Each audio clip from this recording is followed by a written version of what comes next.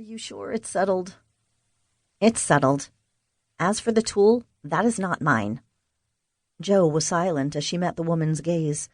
Maybe she was being a fool, but she believed Raylene.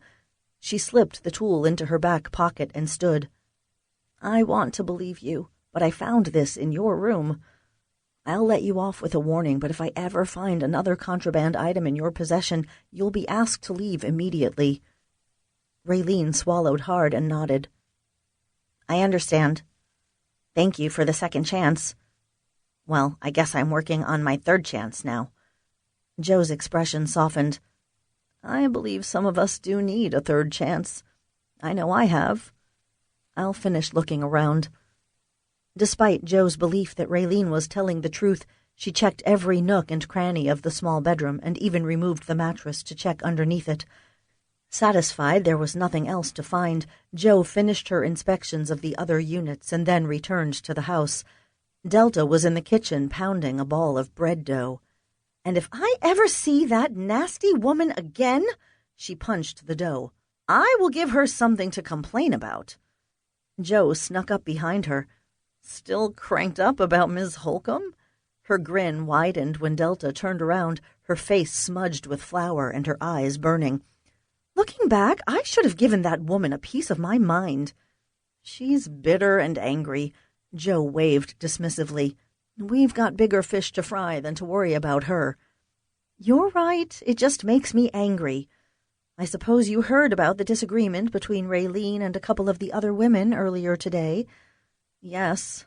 Jo sank into a kitchen chair. I planned to bring it up at dinner, but Raylene begged me not to, claiming it would only make matters worse. She's right. They'll only resent her more. I think she's going to have a hard time here until she finds somewhere else to go. Jo nodded absent-mindedly. Raylene had not been welcomed with open arms, and she felt somewhat responsible.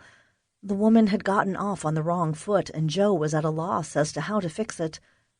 She thought about mentioning the multi-purpose tool she found under Raylene's dresser, but remembered how her friend had also opposed Raylene from the get-go. Instead, she decided to keep the matter between the two of them. I've got some free time. Jo slid out of the chair and grabbed an apron off the hook. I need something to take my mind off all that's going on around here. Put me to work. Delta handed her friend her beloved and well-worn recipe book. I've decided to make a batch of my chocolate chip banana nut muffins. Jo could almost taste the melt-in-your-mouth chocolate and creamy banana muffin, and her mouth started to water. What's the occasion?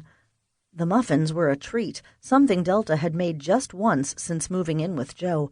She insisted they were only for special occasions, using the phrase, too much of a good thing and the specialness wears off. No occasion. I've been craving them, so I decided to make a batch for the bakery and a few extra to munch on around the house. Let me guess. Gary mentioned he loves muffins, Jo said. Maybe. I figured anything I can do to help the poor man feel better and get back on his feet is a good thing for us. Jo didn't add to her comment, but was beginning to suspect Delta had developed a soft spot for their gardener. She mixed the muffin ingredients in a large bowl while Delta greased the muffin pans. During renovations, Jo had a commercial-grade kitchen installed, knowing she would need some heavy-duty kitchen equipment to run a baked goods store. It was paying off in spades, and Delta used every square inch of space. While the women worked, they discussed the recent string of incidents. Jo poured the batter in the tins and watched Delta slide them into the oven. I don't know what to think.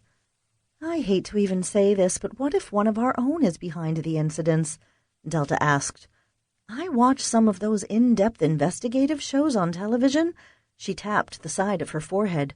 We gotta try to put ourselves in the shoes of the culprit. They're always mentioning motive and opportunity. Jo's voice trailed off. It was possible one of the women was behind the incidents. The opportunity was there. Plenty of opportunity to smash her mailbox, opportunity to try to break into the Mercantile, and possibly even to sneak up on Gary and attack him right under Jo's nose. But why? Delta threw out another theory. Or maybe there are two culprits. Jo untied the apron and hung it on the hook. Perhaps Deputy Franklin will be able to help us get